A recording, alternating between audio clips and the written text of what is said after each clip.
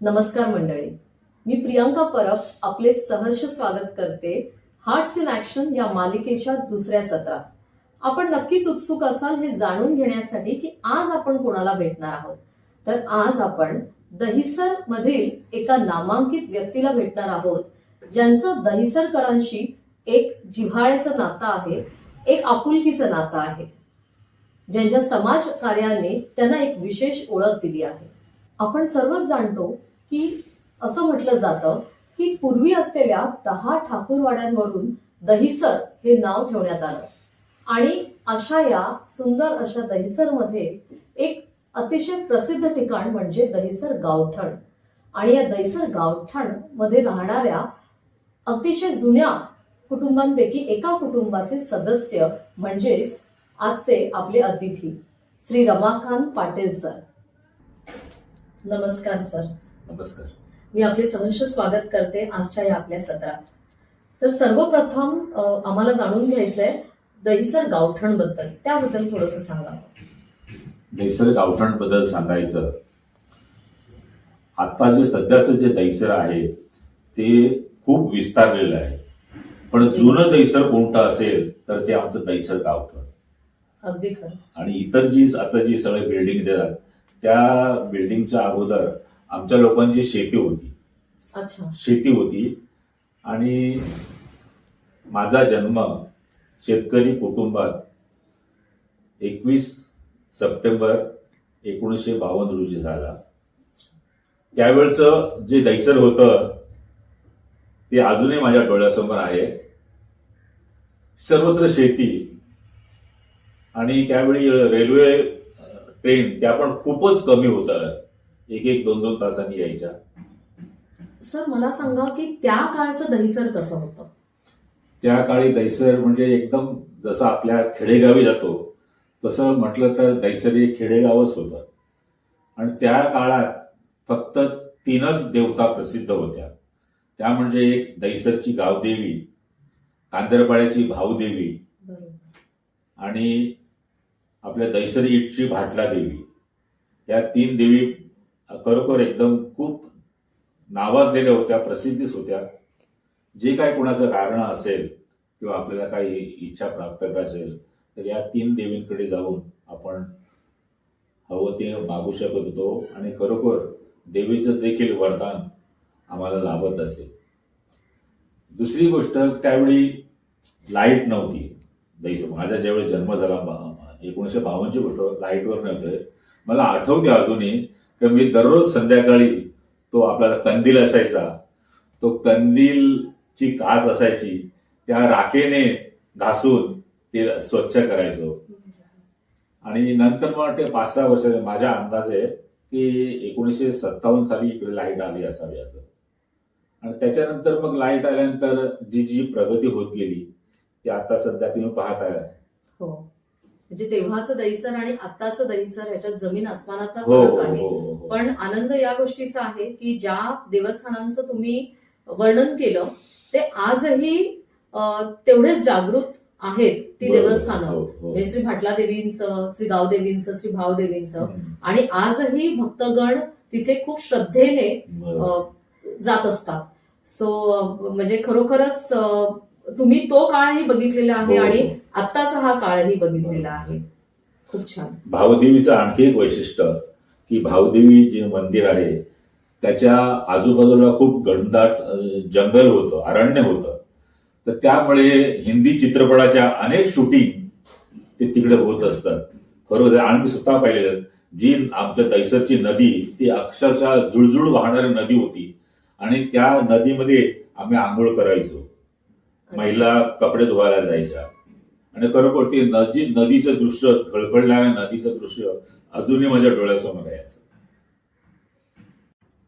ती झुळझुळणारी स्वच्छ दहिसरची नदी जी तुम्हाला पाहायला मिळाली, तुमच्या पिढीला पाहायला मिळाली, तर मला असं वाटतं की आमचं पण ते सुदैव ठरेल जर आम्हालाही तशीच एक सुंदर नदी आता यापुढे जर पाहायला मिळाली तर. कारण आपण सर्वच जाणतो की आता कशी परिस्थिती आहे त्या नदीची. तुमच्या मते समाजकारण म्हणजे काय. समाजकारण म्हणजे ज्या समाजात आपण जन्माला आलो त्या समाजाचं आपण काहीतरी देणं लागतो, या भावनेतून केलेलं काम म्हणजे समाजकारण. समाजकार्याबद्दल तुम्हाला एक तत्परता एक लहानपणापासूनच होती, पण नेमकी सुरुवात कधीपासून तुमची झाली? चांगला प्रश्न विचारला. लहानपणापासूनच मला समाजकार्याची आवड होतीच, पण त्याचबरोबर नाट्यकला गुण किंवा संभाषण कला किंवा भाषणं करायची हे माझं जन्मतःच म्हणजे बोलतो ना रक्तातच आहे, तसं झालं.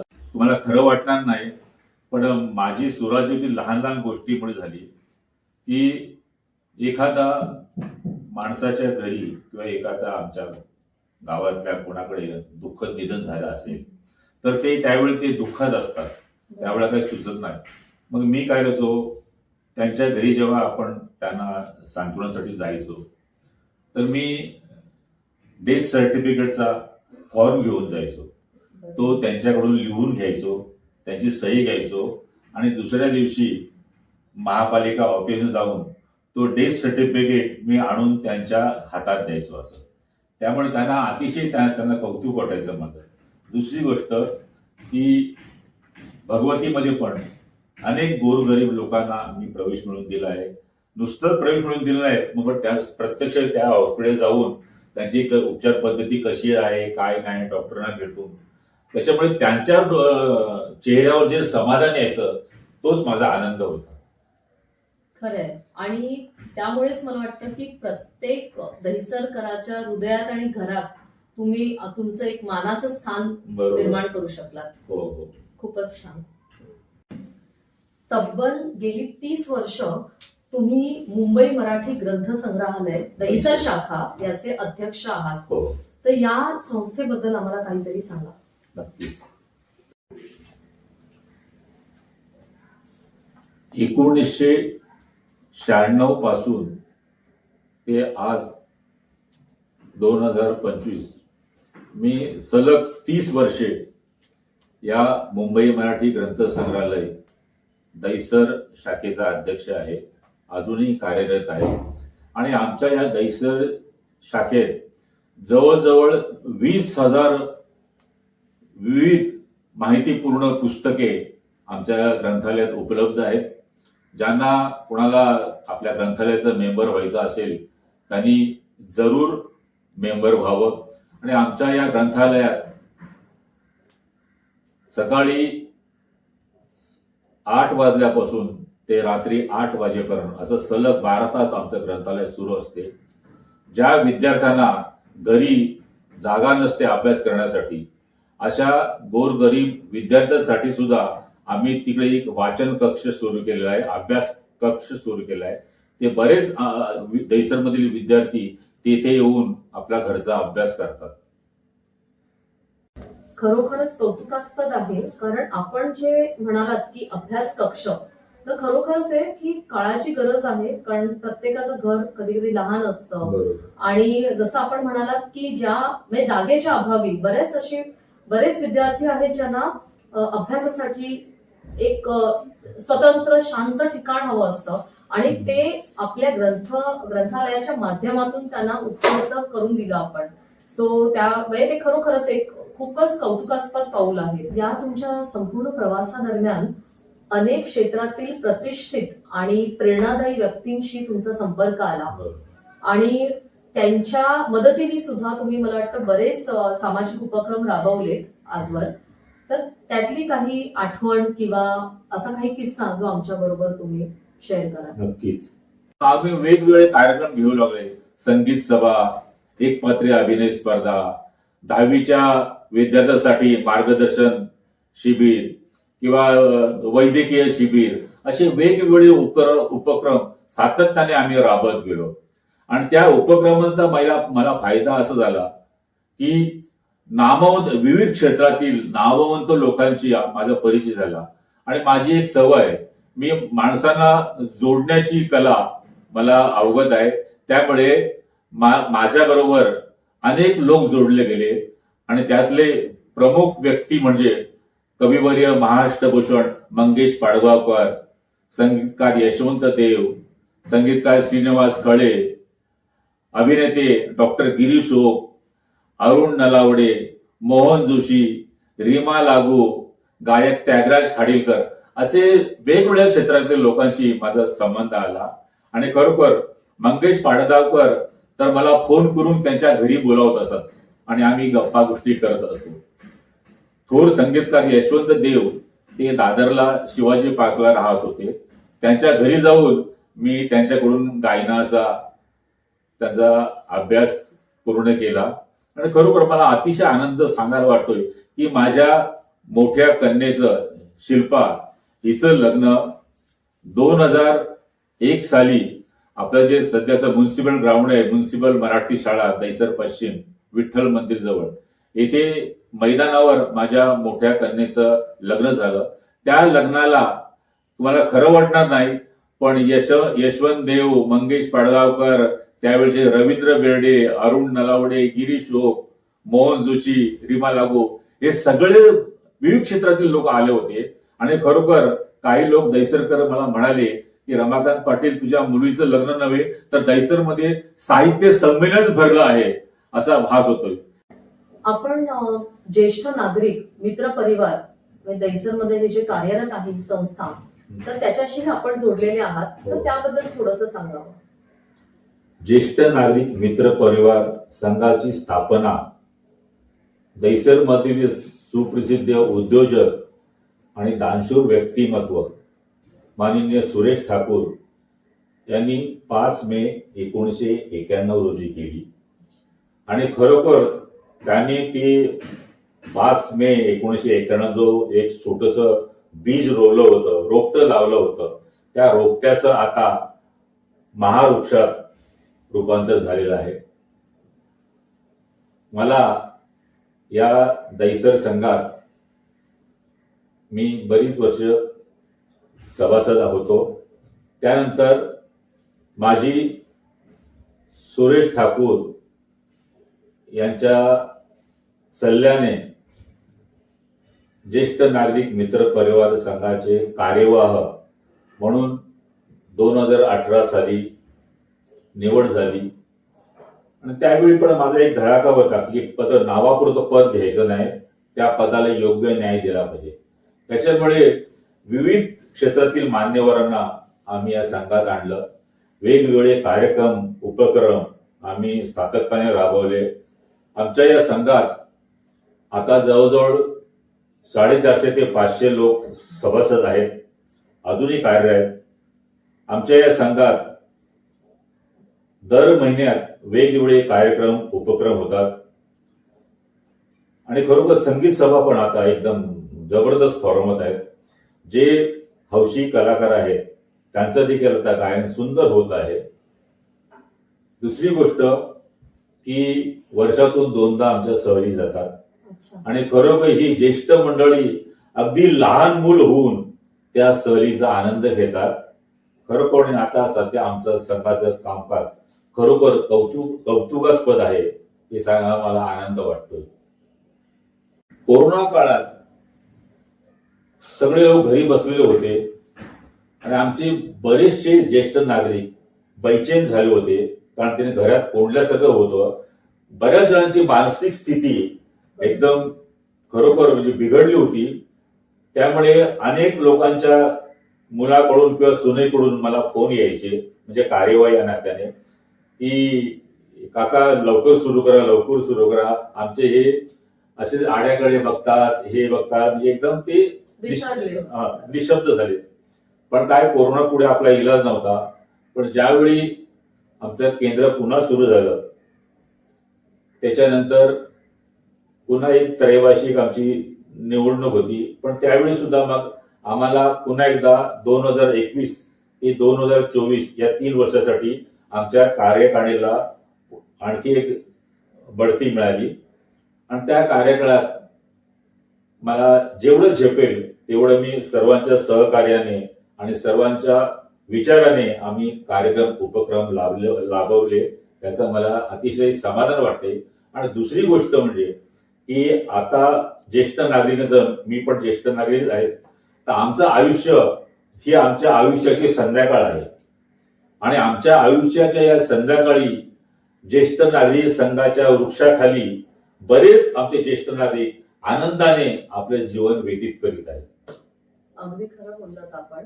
आणि मला वाटतं की आयुष्यातला हा असा एक फेज असतो की जेव्हा आपल्याला म्हणजे आपल्या म्हणजे सेम वयाची माणसं आपल्या त्यांच्याबरोबर थोडं बागडणं, त्यांच्याबरोबर थोडासा वेळ घालवणं, हे आपल्याला एक म्हणतो ना, एक रिलॅक्सेशन थेरपी म्हणून ते काम करत असतं वयोवृद्ध लोकांसाठी. आणि ते काम आपल्याकडून होतंय आज अविरतपणे एवढी वर्ष, तर त्याचा मला खरंच आनंद आहे. इथे मला एक गोष्ट प्रेक्षकांना आवर्जून सांगावीशी वाटते की श्री रमाकांत पाटील सर यांनी कोरोना काळात खरोखरच वाखाणण्याजोगं काम केलं होतं.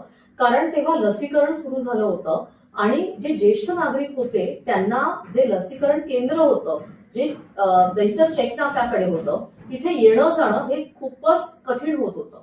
तर अशा वेळेला सरांनी अक्षरशः म्हणजे रिक्षात किंवा गाडीमध्ये एकामागून एक ज्येष्ठ नागरिकांना बसवून स्वतः नेऊन तिथे लसीकरण त्यांचं करून घेतलं. आणि मला वाटतं तब्बल 125 नागरिकांना त्यांनी या बाबतीत मदत केली होती आणि त्यांचा गौरवही करण्यात आला.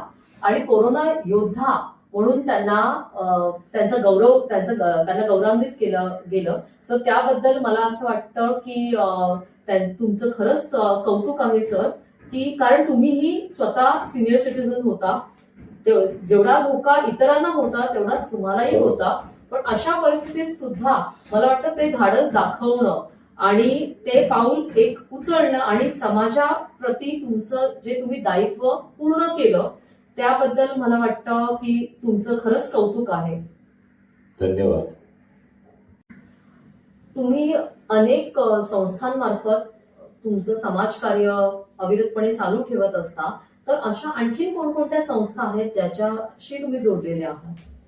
अशा बऱ्याच संस्था आहेत ज्यांच्याशी मी जोडला गेलेलो आहे. पण त्यातला काही ठळक उदाहरण सांगतो मी. एक तर आमची कला संस्कार दैसर या संस्थेचा मी कार्यवाह आहे आणि अनेक वर्षापासून दैसरमध्ये विविध कार्यक्रम उपक्रम आम्ही या संस्थेच्या मार्फत राबवत होतो. बऱ्याच जे चांगले कलावंत अंधारात असतात त्यांना प्रकाशात आणण्याचं काम आम्ही या संस्थेद्वारे केलं. दुसरी आमची एक संस्था आहे की गावदेवी एकविरा मित्रमंडळ दैसर, ही आमच्या दैसर गावठाणामध्येच आहे. याही संस्थेचे बरेच सभासद आहेत. 10-12 वर्षापूर्वी आम्ही एक क्रिकेट स्पर्धा भरवली होती आणि त्या क्रिकेट स्पर्धेच्या माध्यमातून आम्हाला बऱ्याच देणगीदारांचा आर्थिक त्यांनी मदत केली. तर यात जी आपल्याकडे जे आर्थिक मदत आली आहे त्याचं काय करायचं असा प्रश्न पडला. तर मी आमच्या संस्थेची मीटिंग घेतली की आपण कुठे हे पैसे उडवायचे नाहीत. ज्या देणगीदारांनी आपल्याला विश्वासाने हे पैसे दिले आहेत त्यांचा आपण योग्य विनियोग करूया.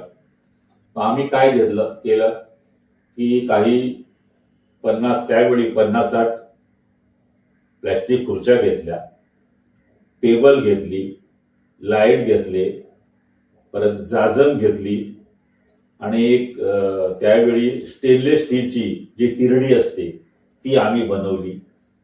जेणेकरून आपल्या दैसर गावठाणात काही दुर्दैवी प्रसंग घडला तर त्यांना आम्ही या सगळ्या वस्तू फ्री ऑफ चार्ज म्हणून देत होतो. अच्छा, खरोखर म्हणजे काहीतरी आगळं वेगळं आपण एक म्हणजे समाजाला उपयोगी पडेल असं निस्वार्थपणे आपण त्यावेळेला पण हे पाऊल उचललं होतं. आणि मला असं वाटतं की समाजकार्य म्हणजे खरोखरच तेच आहे की आपण निस्वार्थपणे म्हणजे आजकाल समाज कार्य करणारे बरेच व्यक्ती आपल्याला दिसतात, पण कुठेतरी कसं आहे माहिती, ते निष्काम ती वृत्ती किंवा तो निष्काम भाव, तो निस्वार्थपणा जो हवा तो काही कुठे सापडत नाही आपल्याला. पण तुमच्याकडून जी अनेक कार्य घडत गेली त्यामधून नक्कीच सर्वांना प्रेरणा मिळाली असेल, तर दहिसरकरांना तुम्ही काय संदेश द्याल? दहिसरकरांना मी एकच सांगेन की जसं आपलं घर, आपला आवार आपण स्वच्छ ठेवतो, तसंच प्रत्येकाने आपल्या आपल्या घरी जसं चढलं तसं आपल्या आवारात, आपल्या परिसरात, आणि जेणेकरून संपूर्ण दहिसरमध्ये स्वच्छता राहील या दृष्टीने दहिसरकरांनी प्रयत्न करावे. मला अजून आठवते की पूर्वीचं दहिसर हे हरित दहिसर, सुंदर दहिसर असं होतं. त्यासाठी तेच पुन्हा आपण वैभव पुन्हा आपण सर्वांच्या सहकार्याने प्राप्त करूया अशीच मी दहिसरकरांना विनंती करेन. नक्कीच. आपण आता वळूया पुढच्या प्रश्नाकडे. तुम्हाला काय वाटतं की आजकाल मानवतेचा ऱ्हास होत आहे का? हो, याचं कारण की हल्लीच्या पिढीची वाचन संस्कृती कमी होत चालली आहे. आणि जे केबल टीव्ही, गुगल हे याच्यात जसे त्याचे फायदे आहेत तसे तोटेही आहेत. आणि हल्लीची पिढी कुठेतरी त्यांना योग्य ते मार्गदर्शन नसल्यामुळे ते भरकटत चालले आहेत. थोडकीच मंडळी, सर्वच नाही म्हणजे काही म्हणजे असं कळलं तर त्यांना मी एकच सांगेन की तुम्ही भरपूर वाचन करा, जेवढी जमेल तेवढी समाजसेवा करा. कारण प्रबोधनकार ठाकरे यांनी सुंदर वचन सांगितलं होतं की वाचाल तर वाचाल आणि शिकाल तर टिकाल. तर हे तुम्ही बाळगले. वाचन संस्कृती वाढली पाहिजे. प्रत्येकाने आपल्या घरी पेपर, पुस्तकं, मोठमोठे ग्रंथ आहेत त्यांचा पारायण करून आपलं घर आणि आपलं आयुष्य हे समृद्ध कसं करता येईल त्या दृष्टीने त्यांनी अवश्य विचार केला पाहिजे. क्रिकेट टीम बद्दल तर मी असं ऐकलंय की दहिसर गावदेवी क्रिकेट टीमचे तुम्ही कॅप्टन होता. हो, हो. सो त्यावेळेची काही आठवण? हो, दहिसर गावदेवी क्रिकेट टीमचा मी जवळजवळ 10 वर्षे कॅप्टन होतो. आणि त्या काळात मला अजूनही आठवते की 1990 साली राई भाईंदर मधील सामाजिक कार्यकर्ते विनोद म्हात्रे यांनी 40 वर्षावरील माजी खेळाडू त्यांची एक प्रथमच त्या काळी स्पर्धा भरली होती आणि आम्ही त्यात भाग घेतला होता. आणि मग त्याचं जे लोण आहे की 40 वर्षावरील खेळाडूंची क्रिकेट स्पर्धा त्याचं ठिकठिकाणं पसरलं. आणि सांगायला अतिशय आनंद होतोय की भाईंदरला नवघर गाव आहे, त्या गावातल्या क्रिकेट स्पर्धेमध्ये आम्ही लागोपाठ 4 वर्षे माझ्या नेतृत्वाखाली अजिंक्यपद पटकावलं होतं. आणि त्याची आठवण अजूनही माझ्या मनात आहे. तुमचं त्याबद्दलही अभिनंदन. आणि मला असं वाटतं की खरंच म्हणजे माणसाच्या आयुष्यात जसं कला किंवा स्पोर्ट्स म्हणा, म्हणजे प्रत्येक हे काही ना काही हे जे फिजिकल ऍक्टिव्हिटीज आहेत ह्या कुठेतरी असणं मला वाटतं ह्या खूप गरजेच्या असतात. कारण आजकाल आपण पाहतो की जो तो मोबाईलमध्ये आहे, बरोबर, म्हणजे अगदी लहानांपासून ज्येष्ठांपर्यंत सगळेच जण म्हणजे त्यांचा एकमेव मित्र आहे तो मोबाईल. बरोबर. तर मला असं वाटतं की तो एक काळ होता की जेव्हा म्हणजे प्रत्येक जण कुठेतरी म्हणजे फिजिकल ऍक्टिव्हिटीमध्ये, स्पोर्ट्समध्ये, या खेळांमध्ये म्हणजे मैदानी खेळ जे होते त्याला तेव्हा प्राधान्य दिलं जायचं आणि त्याच्यात इन्व्हॉल्वमेंट लोकांची जास्त असायची. आणि तुम्ही सुद्धा त्या गोष्टींना, त्या खेळांना कायमच प्रोत्साहन देत आला आहात. तर त्याबद्दल सुद्धा मला असं वाटतं की तुमचं अभिनंदन. कारण आज ही आता काळाची गरज झालेली आहे की मैदानी खेळ, एक तरी खेळ मुलांमध्ये, प्रत्येक मुलगी असो अथवा मुलगा, त्याला मैदानी खेळाची आवड लावणं. आणि मला वाटतं हे ही पालकांची जबाबदारी पण आहे आणि तेवढी संपूर्ण समाजाची जबाबदारी आहे. बरोबर. मला असं वाटतं. त्याच्यामुळे आताच तुम्हाला खरं वाटणार नाही, माझं वय आता 73 वर्ष आहे. तर काही लोकांच्यावर विश्वास बसत नाही की वय वाटत ना म्हणून. पण त्याचं रहस्य हेच आहे की सतत काही ना काही आपण व्यायाम केला पाहिजे, सतत कार्यरत असलं पाहिजे. कारण अजूनही मी सकाळी अर्धा तास मॉर्निंग वॉक करतो आणि त्यानंतर अर्धा तास योगा करतो. त्याच्यामुळे मी अजूनही फिट आहे असं मला वाटतं. असं आणि खरोखर सकाळचा व्यायाम हेच माझ्या तंदुरुस्तीचं रहस्य आहे असं मला वाटतं. नाही, खरंच आहे की म्हणजे शरीराला आणि मनाला योग्य तो व्यायाम देणं आणि बुद्धीला सतत एक योग्य उचित मार्गाने चालना देणं हे मला वाटतं प्रत्येकालाच करायला हवं. आजची ही जी युवा पिढी आहे या तरुण पिढीला तुम्ही काय सांगू इच्छिता? तरुण पिढीला मी एकच सांगेन की भरपूर कष्ट करा, भरपूर वाचन करा, आणि भरपूर प्रयत्न करा. कारण असं म्हणतात प्रयत्नांती परमेश्वर. त्यामुळे तरुण पिढीने खरोखर सर्वांचा आदर राखून, विशेष म्हणजे हल्लीच्या आम्ही पाहतोय की आपल्या ज्येष्ठांचा आदर कुठेतरी कमी होत चाललाय. तर या तरुण पिढीने ज्येष्ठांचा आदर करून आणि स्वतःला मजबूत बनवून या देशाला हातभार लावावा. आज सर आपण इथे आलात आणि बरीचशी माहिती आमच्याबरोबर शेअर केली, त्याबद्दल मी आपले खरंच धन्यवाद करते. आणि तुमच्यासारखी माणसं जी कठीण समयी समाजाला उपयोगी पडतात ते मला असं वाटतं ते समाजासाठी एक वरदान करतात. आणि तुमची जी विचारसरणी आहे, तुमचे परिश्रम, तुम्ही जे समाजोपयोगी जे कार्य करत आहात ते आमच्या सर्वांसाठीच खरोखर प्रेरणादायी आहे. सो तुमचं मनापासून अभिनंदन त्यासाठी. आणि नक्कीच तुमच्या पुढच्या वाटचालीसाठी तुम्हाला भरभरून शुभेच्छा. तुम्हाला सुद्धा मी शुभेच्छा देतोय की प्रियांका परब आणि श्वेता विरा या तुम्ही दोघींनी अतिशय चांगला उपक्रम सुरू केलेला आहे की हल्लीच्या पिढीला, या नवीन दैसरकरांना जुनं दैसर कसं होतं हे तुम्ही या मुलाखतीच्या माध्यमातून एक चांगला उपक्रम राबवत आहात. त्याबद्दल तुम्हा दोघींचं मनपूर्वक अभिनंदन आणि तुमच्या पुढील कार्याला माझ्या हार्दिक शुभेच्छा. धन्यवाद. आता आपण इथेच थांबूया. हार्ट्स इन ऍक्शनच्या पुढील सत्रात आपण पुन्हा भेटूया.